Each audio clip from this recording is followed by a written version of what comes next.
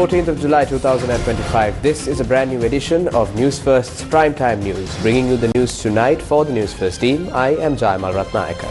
And I am Harshni Patirano. Let's take a look at your headlines for tonight. Appeal Court dismisses 3 petitions by the opposition challenging secret ballots in local government institutions, citing lack of legal grounds. Rajita files anticipatory bail application over concerns of possible arrest. 68 shooting reports over the past 7 months, 37 deaths. මේ 68න් 50ක් සංවිධානාත්මක අපරාධ කරුවන් හා සම්බන්ධ වෙඩිතැබීම් 68න් තුවාලකරුවන් 39 දෙනෙකු වාර්තා වෙලා තියෙනවා. No official reports on the arrest of underworld criminals Kehel Badra Padme and Commando Salintha in Malaysia, says police. Dubinda Disanayaka bailed out on strict conditions. Prasanna Ranavira further remanded. Traffic fine payments to be allowed via GovPay from September.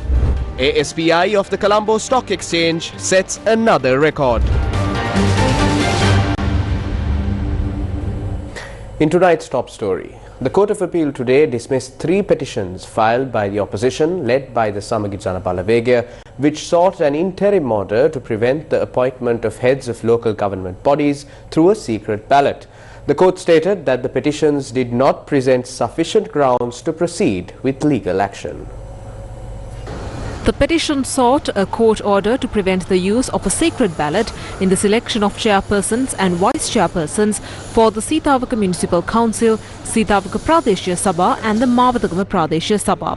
The petitions named Western Province Commissioner of Local Government Sarangika Jayasundara and North Western Province Commissioner Sanjeevani Herath among others as respondents.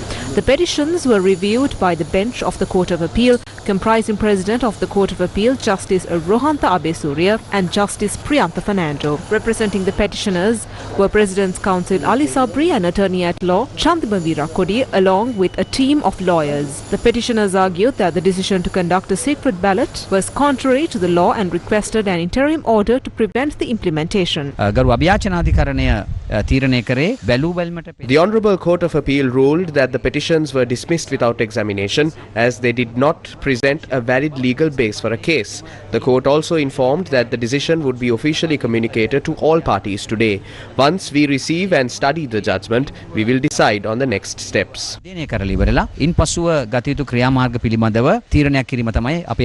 Deputy Minister and Attorney at Law Sunil Vatakula was also present at the Court of Appeal today. Baseless allegations were made against the Provincial Commissioner. They even began investigating her entire background. I believe that in moments like these, we must act in a way that sets an example for the rest of the public sector. Today, the Court of Appeal confirmed the integrity of a public servant who was simply doing her job. This decision applies to the entire public service. Therefore, public servants should not fear making decisions or doing their duties. That is the real message confirmed today. According to the Sri Lanka police, 68 shooting incidents have been reported over the past 7 months.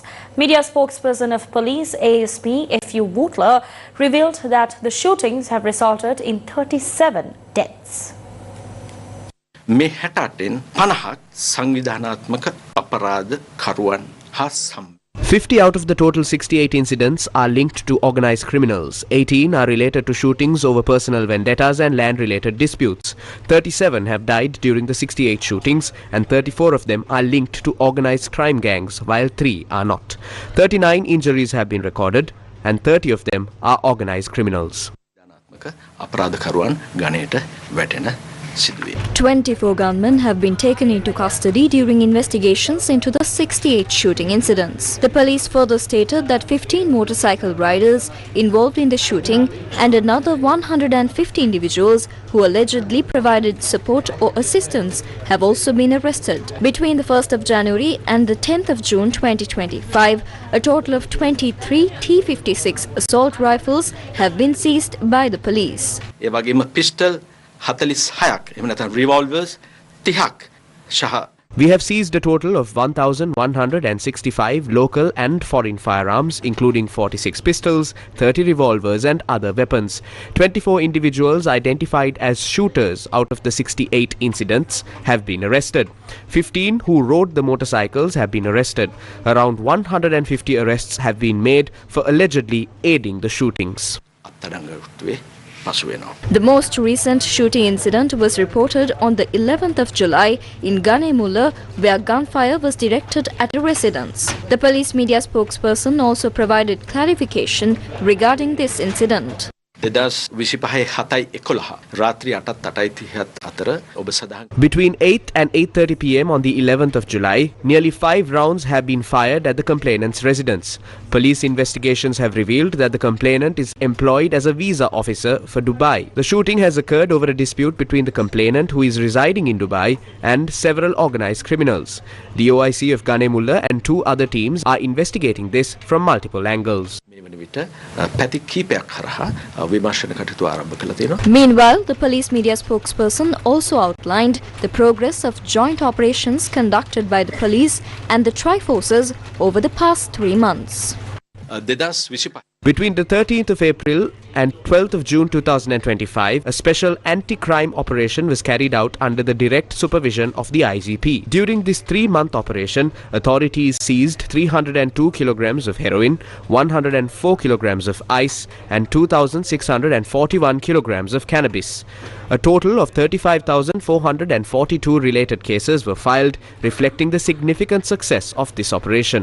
The police media spokesperson stated that during raids conducted over the first 7 months of the year, approximately 106,000 individuals have been arrested on suspicion of involvement in drug-related offences.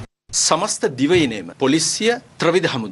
police, Tri-Forces and the Special Task Force have jointly carried out an integrated operation island-wide since the 1st of January 2025. Between that date and the 11th of July 2025, a total of 922 kilograms of heroin, 1,386 kilograms of crystal methamphetamine or ice, 10,895 kilograms of cannabis, 22 kilograms of cocaine and 329 kilograms of hashish have been seized. Approximately 106,000 individuals have been taken into custody in connection with these offences. Media spokesman of police ASP F.U. Wootler said that no diplomatic or security information has been received confirming that Kehel Badra Padme and Commando Salinta, members of an organised criminal gang, are in custody in Malaysia. 7 මාසේ 11 වෙනි දින මැලේසියාවෙන් අපිට විශේෂ පණිවිඩයක් ලැබෙනවා අපේ NCB කියන්නේ ජාතික මධ්‍යම කාර්යාංශයට අපරාධ පරීක්ෂණ දෙපාර්තමේන්තුවේ ශ්‍රී ලාංකික සැකකරුවන් දෙදෙනෙක් අත්අඩංගුවට ගෙන ඇති බවත් ඔවුන්ගේ හඳුනා ගැනීම සඳහා ශ්‍රී ලංකා පොලිසියේ සහාය පතන බවත් ඒ අනුව මෙම සැකකරුවන් දෙදෙනාගේ ඡායාරූප ඒ වගේම ෆින්ගර්ප්‍රින්ට්ස් මේ සියල්ල अपराध परीक्षण डिपार्टमेंटुව සහ අපරාධ ලේඛනාගාරයට යවා ඔවුන්ගේ අනන්‍යතාවය පිළිබඳ තහවුරු කර ගැනීම. On the 11th of July, a special message was received from Malaysia stating that the NCB, or the National Central Bureau there, had arrested 2 Sri Lankan suspects believed to be linked to the Criminal Investigation Department. The NCB has requested assistance from Sri Lanka Police to verify their identities. Accordingly, the suspects' photographs and fingerprints were forwarded to the Criminal Investigation Department and the Criminal Records Bureau for verification. One of the suspects, a 20-year-old male, has since been identified. Once this information is relayed back to Malaysian authorities, they will proceed with deportation or other actions in accordance with Malaysia's immigration laws. We have also received a list containing the names of 26 Sri Lankan nationals arrested in Malaysia for various offences. The Criminal Investigation Department, the State Intelligence Service and the Crime Records Division are currently conducting investigations to verify their identities and determine whether any of them are wanted in connection with criminal activities in Sri Lanka. Based on the outcome of these investigations, they may either be deported, extradited or subjected to further inquiry. Response reports regarding these 26 individuals will be submitted to Malaysian authorities shortly. Although names of certain organised criminals have been circulating on social media, no official communication has been received at the diplomatic police or Interpol level regarding them. Meanwhile, 2 teams from the Criminal Investigation Department have already departed for Malaysia and Thailand to engage with relevant authorities. If any Sri Lankans have been arrested, those cases will be discussed and appropriate steps for further investigation will be taken. The Sri Lanka police have already initiated the necessary procedures. පාර්ලිමේන්තු මට්ටමින් හෝ එහෙම නැත්නම් ඉන්ටර්පෝල් මට්ටමින් හෝ කිසිදු නිල පණිවිඩයක් අපිට ලැබිලා නැහැ. කෙසේ නමුත් මේ වන විට අපරාධ පරීක්ෂණ දෙපාර්තමේන්තුවේ කණ්ඩායම් දෙකක් මැලේසියාවට ඒ වගේම තායිලන්තයට පිට වී ගොස් අදාළ බලධාරීන් සමග සාකච්ඡාවන්ට ලක්කර යම්කිසි ශ්‍රී ලාංකිකයෙක් අත්අඩංගුවට ගෙන නැත්නම් ඔවුන් පිළිබඳ සාකච්ඡාවකට ලක් කර ඉදිරි විමර්ශන කටයුතු සඳහා ප්‍රවේශයක් මේ වන විට අවරගෙන තියෙනවා ශ්‍රී ලංකා පොලිසිය. The police media spokesperson said that several teams of officers have been dispatched to Malaysia and Thailand to investigate the 26 suspects recently arrested in Malaysia.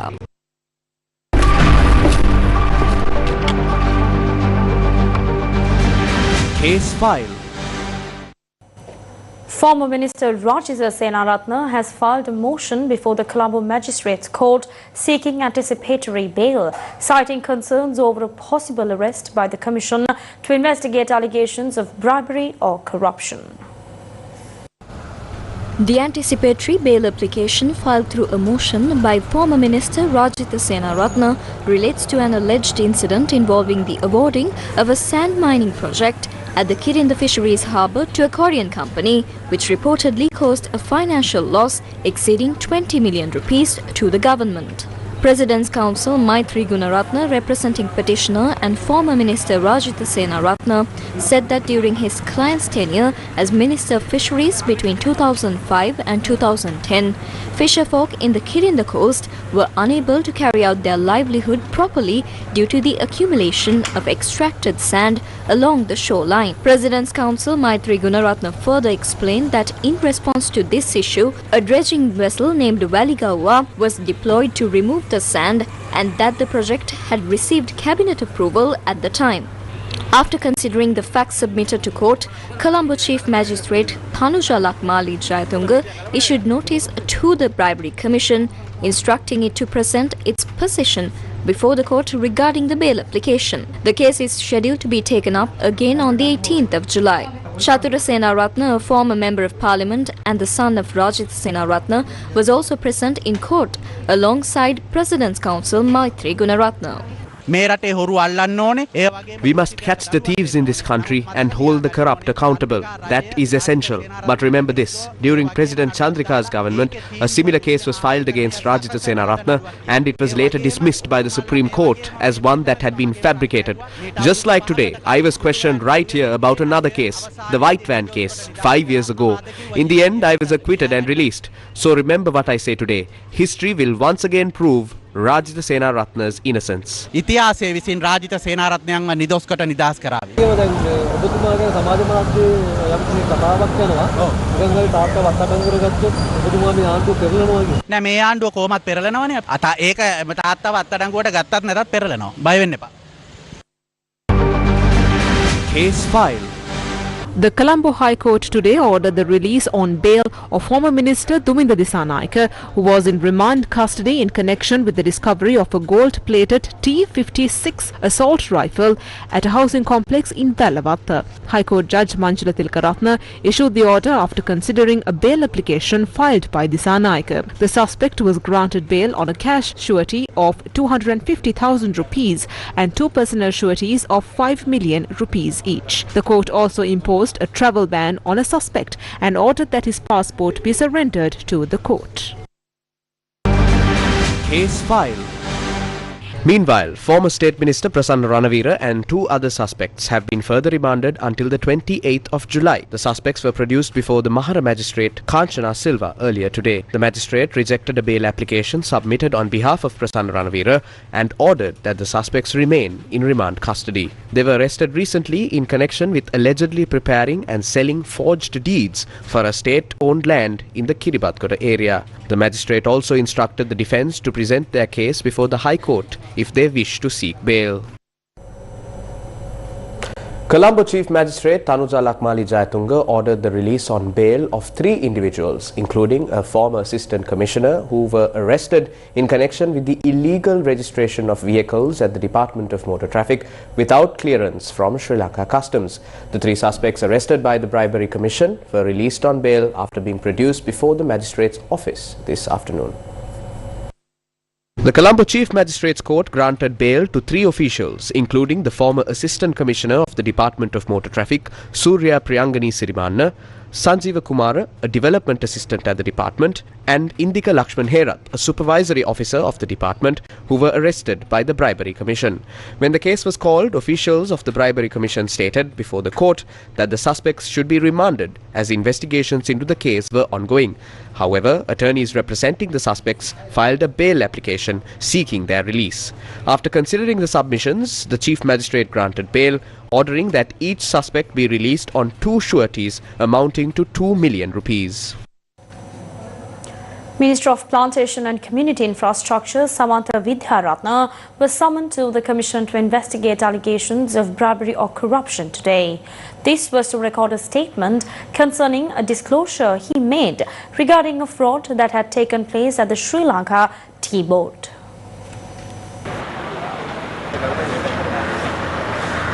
A large sum of money received by the Tea Board between 2015 and 2024 has been wasted without any results by awarding contracts to various companies to promote Ceylon tea within the country and by producing television advertisements and websites. I believe that individuals with possible political connections, along with the former chairman and directors appointed during that time, should be held accountable.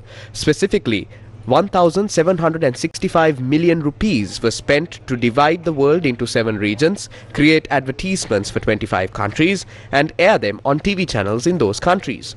However, not a single advertisement has been aired. Now, airing ads made in 2015 is pointless, as global conditions have changed. This is a clear example of large-scale fraud. A company was hired to create a website and was paid accordingly. There is now a need to investigate who owns this company.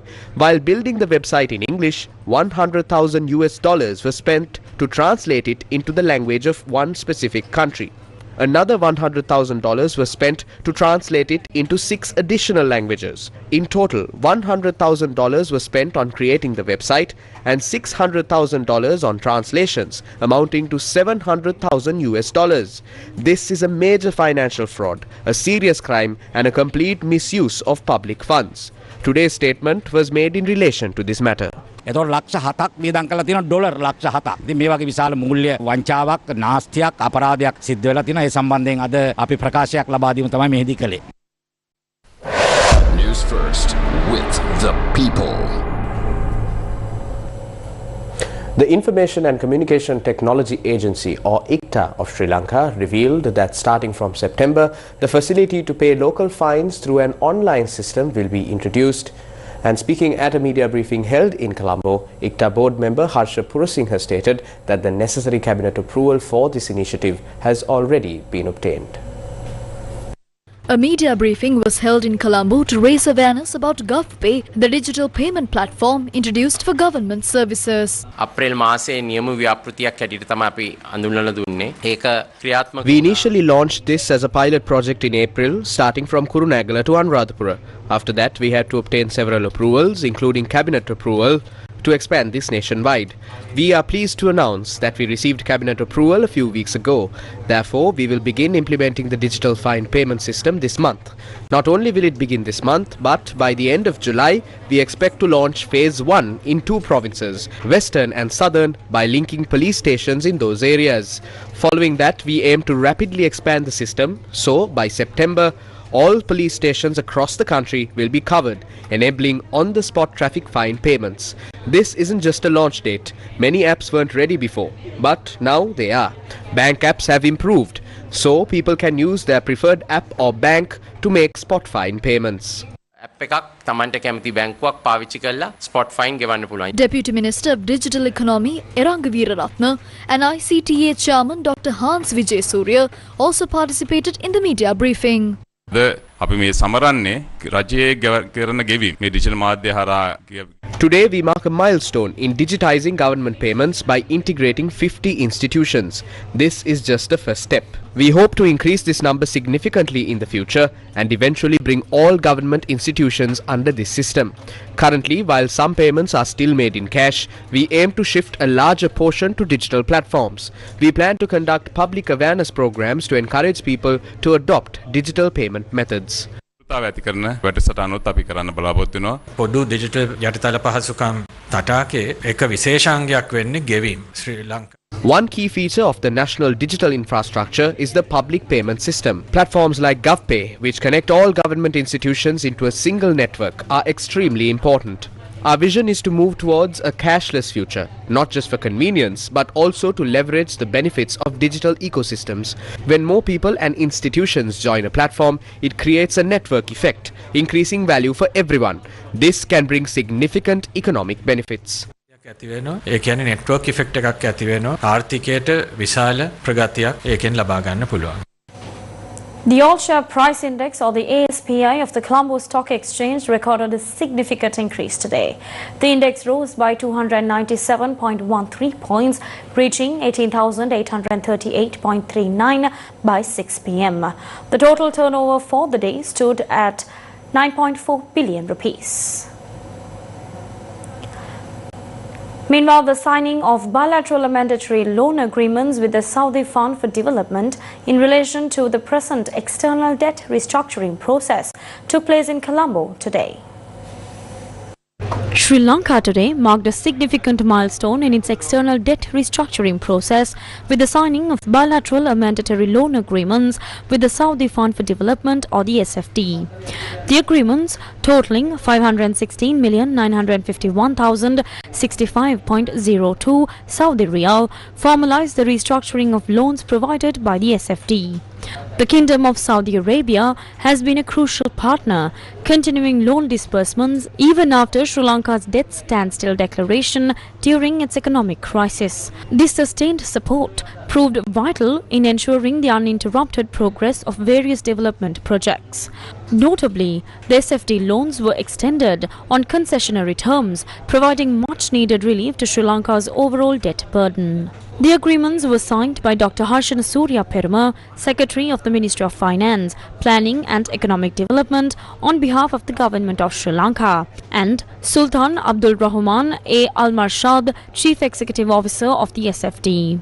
During their visit, a high-level SFD delegation also participated in the ceremonial opening of the Wimber University Township Development Project, which is funded by the SFD. The successful conclusion of these loan restructuring agreements is expected to further deepen the long-standing bilateral relationship between Sri Lanka and the Kingdom of Saudi Arabia. The Government Medical Officers Association, or the GMOA, held a media briefing in Colombo today. මේ උපකරණ නැතුව රෝගී ජීවිත අනතුරට ලක් වෙද්දී ඒ සඳහා ප්‍රතිකාර කිරීමට Without these devices, when patients' lives are in danger, we, doctors who come forward to treat them, now face legal obstacles. It is clear that we are unable to issue prescriptions to obtain medical equipment, surgical tools and medicine from abroad. Our Deputy Health Minister recently stated that importing medicines by doctors is not a serious offence but a minor one. However, even minor offences can be punished. Because of this, we, specialist doctors, have specifically stated that until we receive legal authority and proper guidance on this matter, we will refrain from writing the names of these medicines or medical equipment on prescriptions, or we will limit such actions. This is not a minor offence but a serious issue that requires proper justification, not contradictory statements. That is why the Government Medical Officers Association has formed a special committee of specialists to discuss and address this matter. මේ සම්බන්ධයෙන් සාකච්ඡා කිරීම සඳහා විශේෂඥ වෛද්‍යවරුනුත් ඒ වගේම විශේෂ කමිටියකුත් මේ වෙනකොට සූදානම් කරලා තියෙනවා. The Deputy Minister of Agriculture and Livestock, Namal Karunaratne, said that a program to transform dairy farmers into entrepreneurs will commence on the 20th of July. Deputy Minister of Agriculture and Livestock, Namal Karunaratne, said that a program to transform dairy farmers into entrepreneurs will commence on the 20th of this month. The program to convert dairy farmers into entrepreneurs is being implemented with the aim of developing the agricultural and livestock sectors, which have experienced a downturn. We hope to create 22,500 dairy farms that produce over 20 litres of milk, 15,000 farms that produce over 40 litres of milk, and 1,200 farms that produce over 100 litres of milk. We have also prepared a systematic plan for the poultry and meat industry parallel to this, and we would like to inform that community and the entire population of the country about it.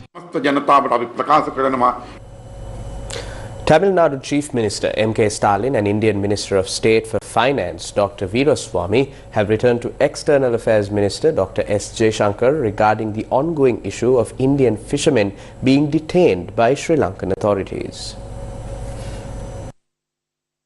Tamil Nadu Chief Minister M.K. Stalin has written to Indian External Affairs Minister Dr. S. Jaishankar urging immediate diplomatic intervention to secure the release of Indian fishermen detained by Sri Lankan authorities. In his letter, the Chief Minister highlighted the most recent incident where 7 Indian fishermen were apprehended by the Sri Lankan Navy on the 13th of July 2025. Calling the repeated arrest deeply alarming, Stalin said such incidents threaten the safety and livelihoods of Indian fishermen. According to the letter, 50 fishermen and 232 Tamil Nadu fishing boats are still being held. Stalin urged the Union government to utilize all diplomatic channels to hold the ongoing arrests and to secure the immediate release of all detained fishermen and their vessels.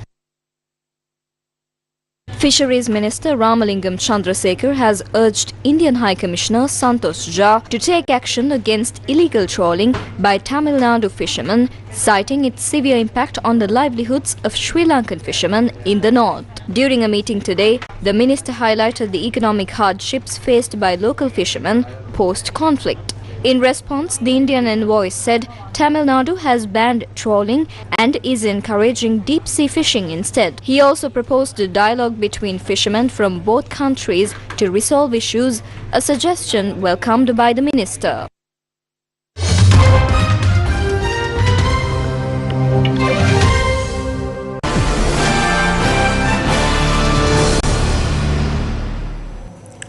A major escalation in global trade tensions has been temporarily diffused as the European Union holds off on imposing harsh penalties on American exports. Now, the move comes amid ongoing negotiations with Washington following US President Donald Trump's threat to slap a 30% tariff on EU imports starting on the 1st of August.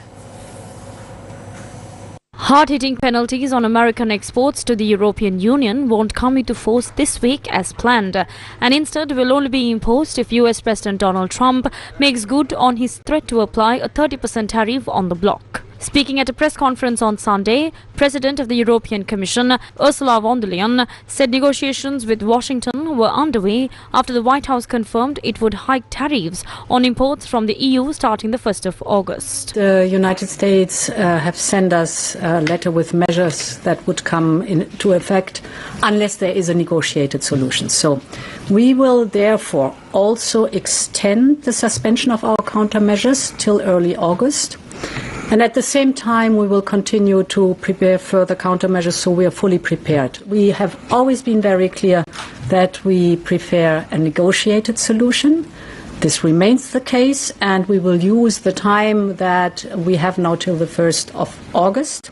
US President Donald Trump on Saturday threatened to impose a 30% tariff on imports from Mexico and the European Union starting on the 1st of August, after weeks of negotiations with the major US trading partners failed to reach a comprehensive trade deal. In an escalation of a trade war that has angered US allies and rattled investors, Trump announced the latest tariffs in separate letters to the President of the European Commission, Ursula von der Leyen, and Mexican President Claudia Sheinbaum, that were posted on his Truth social media site on Saturday. Mexico criticized what it called Trump's unfair deal and insisted its sovereignty was non-negotiable, while the EU's chief, Ursula von der Leyen, threatened to take proportionate countermeasures if needed. Both said they wanted to keep negotiating with the US. Trump has warned he will impose even higher import taxes if either of the US trading partners decide to retaliate. Last week, Trump also announced new tariffs on goods from Japan, South Korea, Canada and Brazil from next month. In a pre-recorded interview with Fox News, which aired on Saturday night, President Trump said some countries were very upset now, but he insisted the tariffs meant hundreds of billions of dollars were pouring in. The potential of this country is incredible. It's been run very foolishly. It's been run stupidly, so stupidly. And some of the countries are very upset now because they've been taking advantage of us for 30, 40 years. And I had it stopped. I was stopping in the process, and then we had the COVID in the last part of my administration. But we had the strongest economy in the history of our country. And this is going to be better, I predict. This is going to be better. The money coming in, the tariffs coming in, hundreds of billions of dollars are coming in, they're pouring in. And I had started that. China paid us a lot of money. No other president got anything from China, not 10 cents. And I got hundreds of billions of dollars. And who would have thought, right? Who would have thought? But we took in a lot of money. The French President Emmanuel Macron has called on the EU to defend European interests resolutely after Donald Trump threatened to impose 30% tariffs on nearly all imports from the EU. Macron said the EU should be ready for a trade war and to stand up to the US President, who was only last week expected to approve a 10% tariff agreement in principle with the bloc. Other European leaders called for calm, including in Italy, the Netherlands, Germany and Ireland. But reflecting the shock around the bloc over Trump's threat, the influential Federation of German Industries, or the BDI, said Trump's announcement was a wake-up call for the industry on both sides of the Atlantic. Macron's call for trade war readiness came in contrast to Berlin, which urged a pragmatic response. The German Chancellor Friedrich Merz said he had spoken directly to Trump, underlining a driving role he is playing to shape EU tactics ahead of Trump's 1st of August new deadline. Giorgia Meloni, the Prime Minister of Italy, who enjoys good relations with Trump, said in a statement she trusted a fair agreement could be reached. The Dutch Prime Minister Dick Schoof said on social media the EU must remain united and resolute in its aim to reach a mutually beneficial deal with the US.